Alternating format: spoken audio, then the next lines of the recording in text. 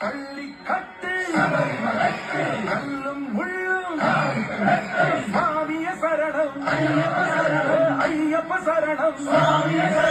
మండల దీక్ష ముగిసింది మాటకు అర్థం తెలిసింది సబరికొండ పిలిచింది మణికంఠుని చేరగ పదమంది